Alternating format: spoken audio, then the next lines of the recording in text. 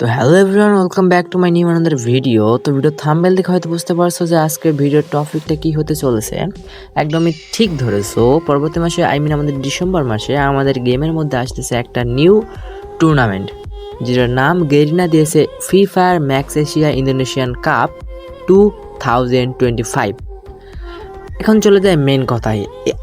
এই টুর্নামেন্টে আমাদের মতো সাধারণ প্লেয়ারগুলো, যেসব টিম রয়েছে সাধারণ টিম, এগুলো কি খেলতে পারবে কি না, নাকি শুধু বড় বড় টিমগুলোই খেলতে পারবে।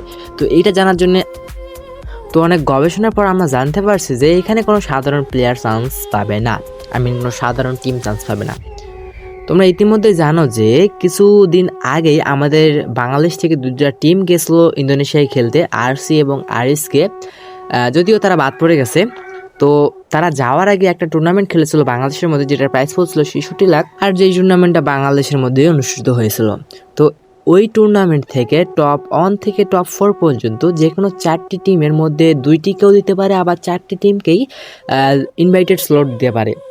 তাই অন্য কোনো টুর্নামেন্ট অনুষ্ঠিত হবে না বাংলাদেশের মধ্যে, যেটা হবে ডিরেক্ট ইন্দোনেশিয়াই হবে। আর এটা শুধু এশিয়া মহাদেশের দেশগুলোকে নিয়েই হবে, অন্য কোনো দেশগুলোকে নিয়ে হবে না। শুধু আমাদের এশিয়া মহাদেশে যেসব দেশ রয়েছে, যেমন ধরো ইন্ডিয়া, পাকিস্তান, নেপাল, বাংলাদেশ, এইসব দেশগুলোকে নিয়ে টুর্নামেন্টটা অনুষ্ঠিত হবে।